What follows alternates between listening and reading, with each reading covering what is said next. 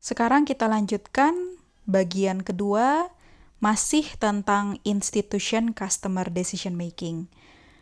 Pembahasan yang kedua ini adalah tentang business buying behavior, jadi perilaku pembelian yang berasal dari konsumen bisnis ya. Nah, yang dimaksud dengan bisnis itu sendiri, saya kira ini perlu kalian tahu ya. Pada dasarnya adalah suatu entitas atau suatu badan yang punya license, punya izin, dan biasanya mereka itu terlibat dalam aktivitas pembuatan, produksi, pembelian, atau penjualan produk dan jasa. Nah, tapi perlu digarisbawahi, bisa saja itu semua aktivitas tadi untuk tujuannya semata-mata mencari profit, tetapi juga bisa non-profit. Ya. Kalau yang tujuannya untuk profit, ini yang seperti kalian tahu secara umum ya, perusahaan. Tapi kalau yang non-profit, saya ambil contoh misalkan yayasan pendidikan, seperti kampus ya, itu kan tidak ada tujuan non-profitnya. Tidak ada tujuan profitnya ya. Atau mungkin rumah panti asuhan. Ya. Nah, ini jadi perlu dipahami ya, itu masuk juga ke dalam kelompok bisnis customer gitu. Jadi yang dimaksud dengan bisnis customer itu tidak hanya melulu tentang perusahaan, tapi juga bisa yang berbau non-profit. Contohnya apa ya? Yayasan pendidikan, panti asuhan ya, dan lain-lain. Di slide ini diperjelas mengenai perbedaan antara perilaku pembelian household ya, yang rumah tangga dengan yang bisnis. Itu mohon dibaca sendiri dulu ya, satu persatu. Ada 5 aspek nih yang menjadi pembedanya. Nanti kalau ada yang nggak ngerti, tolong tanya saya di kelas ya. Selanjutnya, kalau di customer business ya, proses pembeliannya ini biasanya dikenal atau adanya itu di tahap pengadaan. Procurement itu pengadaan. Dan biasanya pada saat pengadaan itu kita bisa dari segi pemasar ya, ketika melayani konsumen bisnis ini, apa saja yang perlu kita perhatikan gitu. Satu, sifat dari pembeliannya itu sendiri. Apakah ini termasuk pembelian rutin, pembelian baru, atau pembelian yang dimodif ya. Lalu bagaimana dengan karakter si konsumen bisnis tersebut, karakter organisasinya gimana ya. Lalu buying center, biasanya kalau perusahaan itu tuh ada bagian-bagian yang memang dikhususkan untuk melakukan aktivitas pembelian. Jadi nggak semua unit di dalam perusahaan itu diperbolehkan untuk melakukan pembelian ya. Biasanya diwakilkan oleh bagian tertentu. Nah, kita perlu tahu nih siapa yang menjadi buying center atau unit mana yang menjadi buying center dalam perusahaan tersebut. Lalu kita juga perlu tahu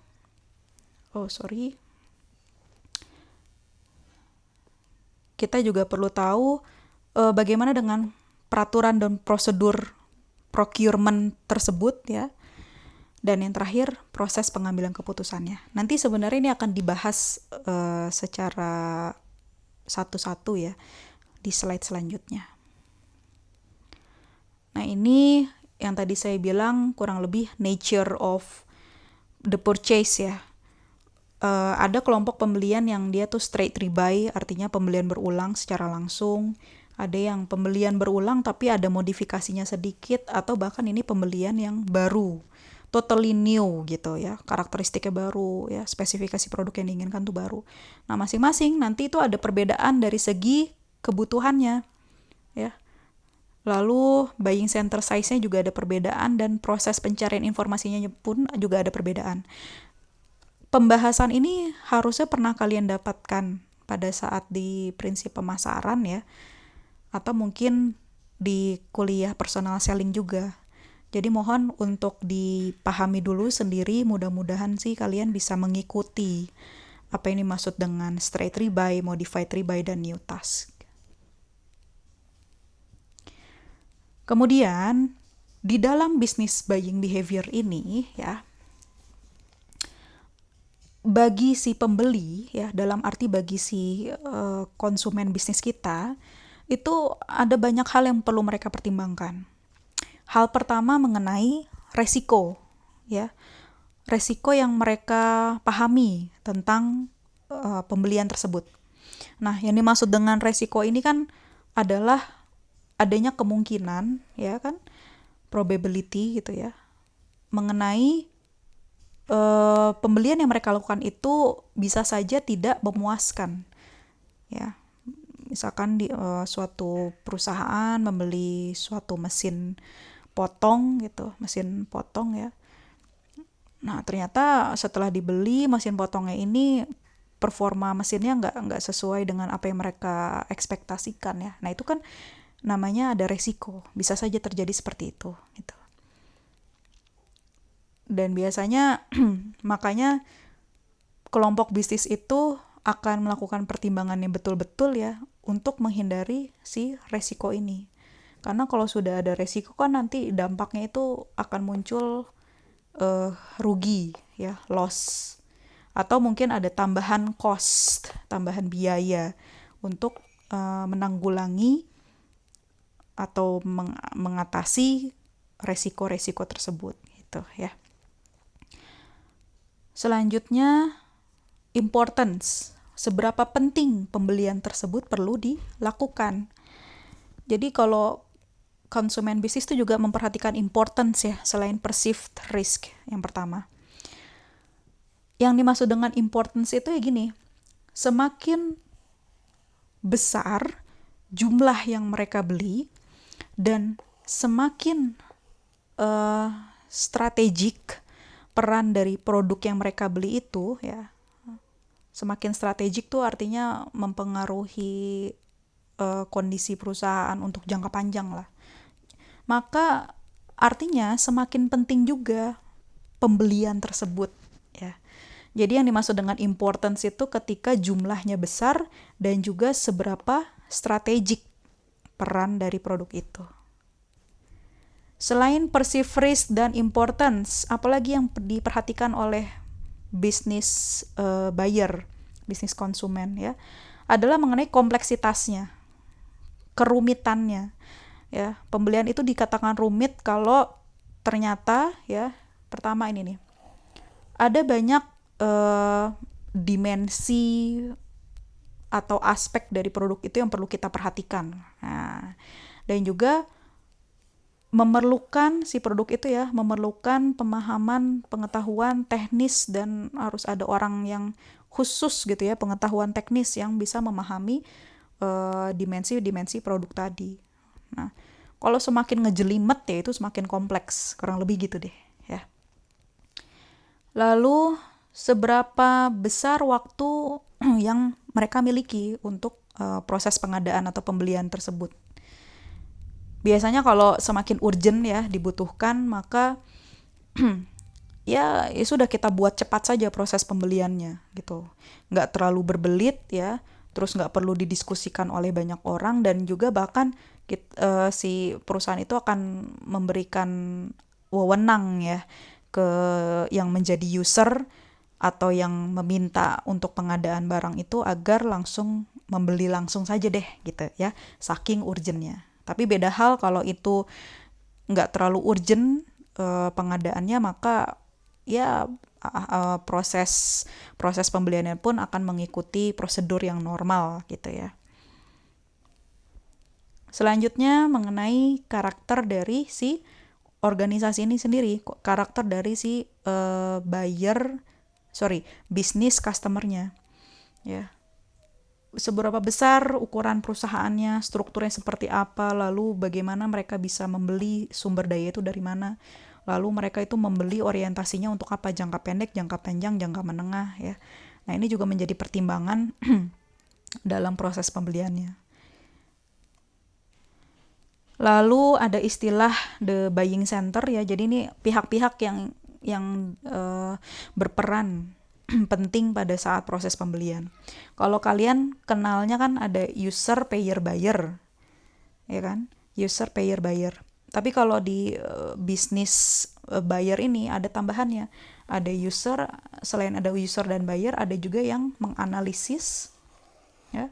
Ada yang mempengaruhi, ada yang menjadi jaga gawang gitu, dan juga ada pihak yang menetapkan, ya.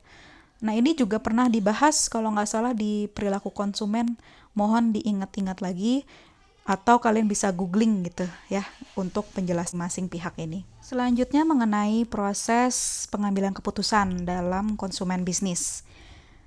Prinsipnya ya balik lagi sama dengan individual consumer, diawali dengan adanya kebutuhan, lalu mereka akan memilih ya atau menetapkan kriteria untuk produk atau jasa yang sekiranya bisa memenuhi kebutuhan mereka tersebut. Nah, tetapi nanti akan dibedakan di tahap yang ketiga ini. Jadi ada tahap namanya request for proposals. Jadi si konsumen bisnisnya ini akan meminta seperti proposal penawaran dari supplier-supplier yang mereka inginkan gitu ya. Dan ini tuh nggak ada di household, nggak ada juga di individual customer ya. Setelahnya nanti dari berbagai proposal penawaran yang masuk ya dari beberapa supplier tersebut akan dievaluasi nih oleh bisnis buyer tersebut ya. Dievaluasi suppliernya dan nanti akan ditetapkan si suppliernya dan pada akhirnya terjadi proses pemenuhan atau pembelian di sini ya. Dan juga harus ada monitoring, pengawasan.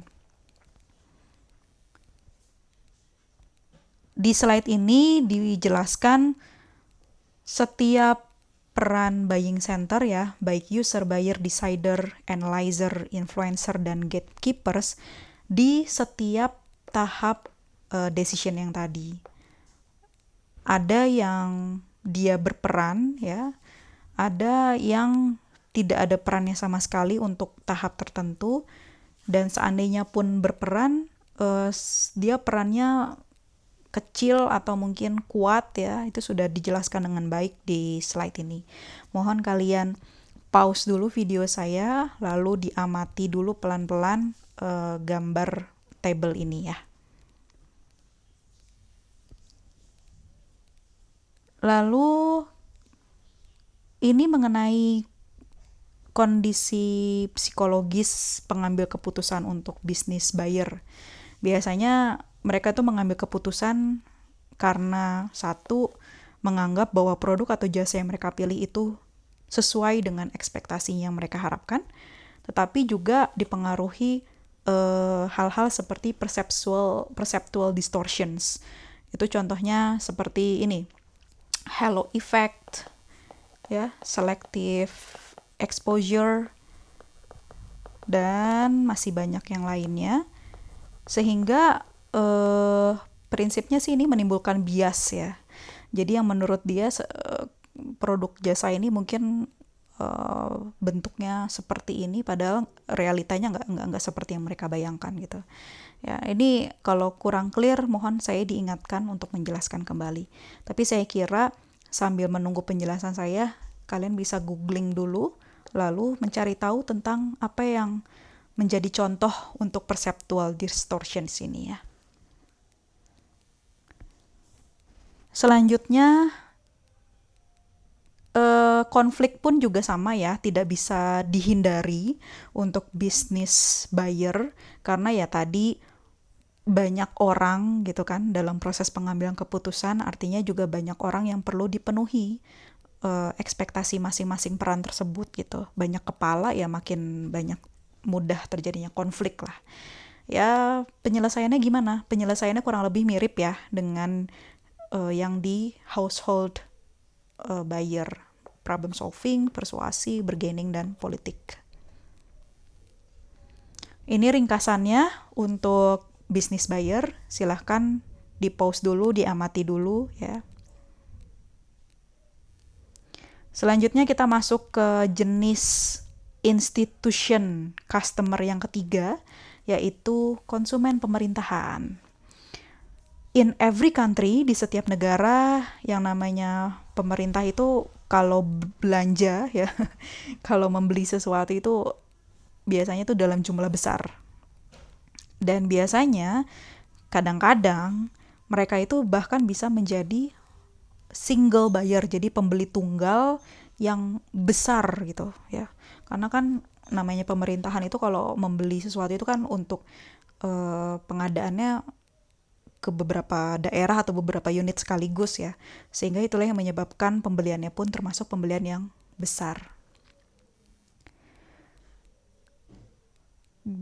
Mengenai prosedurnya ya, prosedur pembelian prosedur pembelian dari pemerintahan itu ada 2 jenis.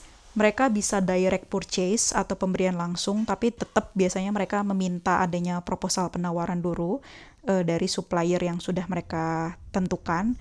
Dan yang kedua, mereka buat itu pengadaannya sifatnya kompetitif ya. Dan ini yang biasanya dikenal dengan lelang. Mungkin kalian pernah dengar ya. Kalau lelang ini nantinya si pemerintah akan mengundang beberapa supplier, beberapa perusahaan untuk ikut proses lelang ini ya. Jadi semua perusahaan bisa ikut ya selama diundang, atau mungkin juga mengajukan diri juga bisa ya. Tapi nanti juga tetap akan diminta RFP-nya, request for proposal-nya ya. Ini kita skip saja karena ini konteksnya sangat kental dengan Amerika Serikat ya, mengingat textbook yang kita gunakan itu ya dari penulisnya dari Amerika ya. Jadi bisa kita skip dulu. Selanjutnya dalam proses lelang tadi ya, si pemerintah itu akan di dalam undangannya itu akan memperjelas item apa yang sedang dibutuhkan ya ke calon-calon suppliernya. Ini juga bisa kita skip. Nah, di dalam pemerintahan pun itu biasanya juga ada tim khusus namanya tim akuisisi ya. Dia tuh yang kurang lebih bekerja untuk mengatur proses lelang tadi atau mengatur proses pembelian di pemerintah ini. Dan biasanya nanti jadi PIC atau contact person bagi si supplier kalau mereka ingin bertanya lebih lanjut tentang produk atau jasa yang akan dibeli oleh pemerintah itu. Proposalnya pun tadi si RFP itu ya, isinya tuh ada 2 jenis. Ada yang teknis, bisa jadi isinya tuh yang dalam bentuk detail produknya, detail jasanya ya. Tapi ada juga proposal yang isinya tentang spesifikasi harga ya. Jadi RFP itu isinya ada 2 ini, technical dan price. Kemudian nanti pada akhirnya dalam proses lelang itu kan akan dipilih satu perusahaan oleh pemerintah ya, yang nantinya jadi gitu, pemerintah akan beli dari supplier itu. Nah, kira-kira supplier atau vendor apa sih yang dipilih? Biasanya sih kalau pemerintah itu cari yang paling murah, lowest cost ya. Tapi tetap bisa memenuhi kebutuhan si pemerintahan tersebut. Nah, kalau sudah dipilih nanti akan dibuat kontrak ya, dan kontraknya itu bisa dalam 2 bentuk. Pertama tentang agreement pembelian tahunannya ya, dan juga agreement tentang bagaimana pengelolaannya ya. Jadi ada 2 jenis gitu, 2 jenis kontrak yang akan dibuat. Tapi pada prinsipnya pemerintah itu suka cari supplier yang harganya murah. Lalu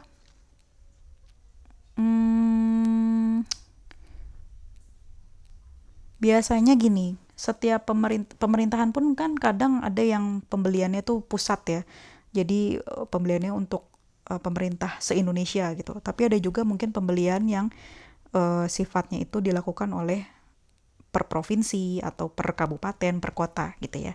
Nah, tapi pada dasarnya semakin tinggi hierarki pemerintahan itu, let's say pemerintahan se-Indonesia ya, maka budgetingnya itu juga semakin besar ya kan, karena kan pengadaannya itu untuk seluruh Indonesia ya. Kemudian biasanya sih juga masing-masing tadi leveling pemerintahan itu akan punya guideline tertentu, ya guideline masing-masing untuk pengadaan ini. Dan biasanya juga informasi suppliernya ya yang dipilih oleh pemerintah itu pun perlu dibuat available, ya tersedia di publik di internet, agar tujuannya apa? Agar masyarakat itu bisa men-track ya proses pembelian si pemerintah sehingga terjadi transparansi gitu. Beda halnya kalau untuk konsumen bisnis ya, mereka nggak perlu bikin itu available informationnya karena kan tidak ada keperluan masyarakat harus tahu tentang segala aktivitas perusahaan tersebut ya. Kemudian ini tentang similarities, persamaan antara konsumen pemerintahan dan konsumen bisnis ya. Sama-samanya itu dalam hal apa? Dalam hal buy classes-nya, contoh yang itu straight rebuy, modified rebuy, new task, terus buying steps-nya juga sama, yaitu sama-sama memerlukan RFP. Dan kemudian adanya pengelolaan pengadaannya pun juga tujuannya sama lah ya, strategik gitu, jangka panjang. Kemudian selain ada yang persamaan, tentu ada perbedaan ya. Apa saja perbedaan antara konsumen pemerintah dengan konsumen bisnis? Biasanya size of the average purchase and standardization. Jadi kalau pembeli pemerintahan itu kalau ngebeli ya jumlahnya tuh lebih besar daripada pembeli bisnis ya, dan biasanya minta lebih distandarisasi gitu ya. Terus harus ada legal restriction, ada batasan-batasan tertentu. Sebagai contoh gini, setahu saya kalau kita pengadaan untuk keperluan pemerintahan ya, barang-barangnya itu tuh harus berasal, komponennya itu harus berasal sekian persen, kalau nggak salah 80 atau 50% itu dari Indonesia. Jadi kita itu nggak boleh ngimpor ya kalau tujuannya untuk pembelian yang dikonsumsi oleh pemerintahan. Nah, kenapa nggak boleh impor? Karena itu merupakan suatu bentuk pemerintah mendukung produk lokal. Nah, itu termasuk ke legal restrictions. Beda halnya kalau untuk konsumen bisnis ya, mereka tidak ada kebijakan bahwa produknya itu harus dalam negeri ya. Boleh sah-sah saja kalau mereka mau mengimpor dan segala macam ya. Dan masih banyak perbedaan-perbedaan yang lainnya. Silahkan mungkin bisa dicerna dulu sendiri ya. Lalu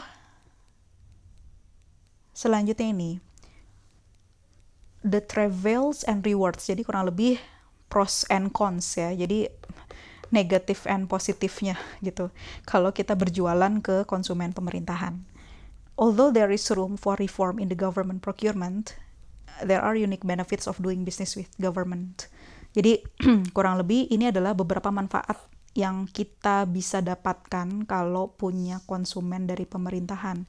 Satu, biasanya bisnis kita tuh lebih stabil. Kenapa? Karena ya government itu kan kebutuhannya tuh jelas ya, relatif lebih jelas gitu ya. Setiap akhir tahun pasti bikin rancangan untuk anggaran tahun depan, lalu kebutuhannya tuh biasanya lebih stabil lah, itu saja gitu.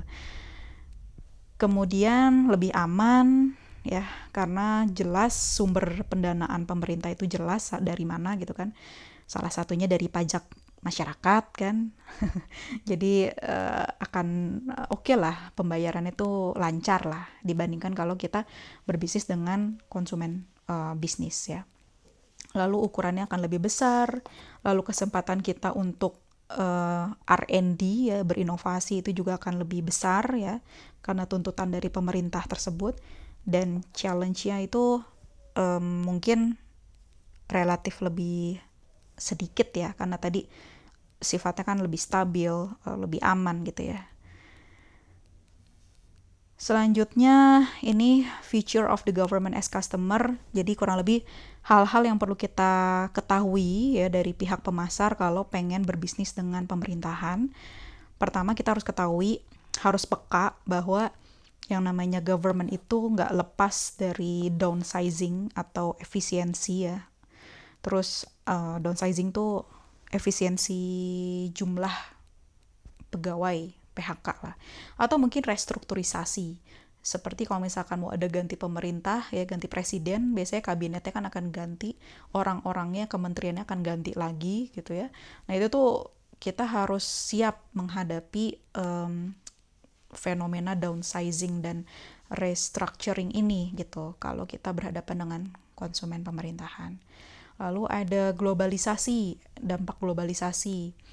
Jadi kalau pemerintah kita itu terbuka dengan fenomena globalisasi ya, artinya kan mereka juga terbuka gitu dengan supplier dari selain negara kita sendiri ya.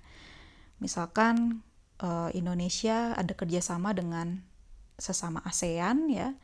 Mereka di negara-negara ASEAN itu membuat kesepakatan bahwa antar ASEAN itu bisa saling berbisnis ya. Maka nantinya pemerintah Indonesia kalau pengen mengadakan suatu barang, opsi suppliernya itu bisa saja berasal dari negara ASEAN lainnya. Kenapa? Karena tadi sudah ada kesepakatan dengan antar negara ASEAN tersebut gitu ya. Sehingga bisa saja persaingan kita nih sebagai sisinya supplier ya akan lebih sengit ya, karena persaingan kita pun jadi lebih banyak ya, persaingan kita lebih banyak berasal dari luar negeri. Atau mungkin kebalikannya, kalau misalkan si pemerintah kita itu prinsipnya tidak mau merugikan masyarakat sendiri ya dengan adanya dampak globalisasi, makanya tadi mereka membuat kebijakan sebagai contoh pengadaan barang pemerintahan itu berapa persen ya, misalkan hanya 20% boleh impor, sisanya 80% itu harus produk lokal. Nah itu kan berarti justru memberikan kesempatan yang luas ya untuk supplier nasional ya.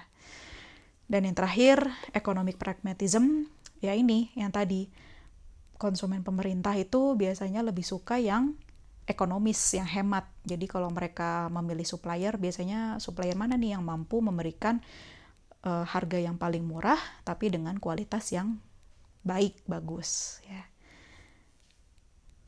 Oke. Dan ini menjadi slide yang terakhir. Kalau teman-teman ada yang belum paham, seperti biasa tolong di pause dulu, diulang kembali bagian video tersebut. Kemudian cara kedua adalah kalian berusaha googling dulu sendiri ya istilah-istilah yang tidak kalian pahami itu. Dan cara yang ketiga adalah kita bisa bahas bersama-sama nanti di kelas ya pada sesi Q&A. Saya kira itu saja untuk pembahasan topik 6 ini tentang Institution Customer Decision Making. Semoga bermanfaat. Terima kasih. Happy learning.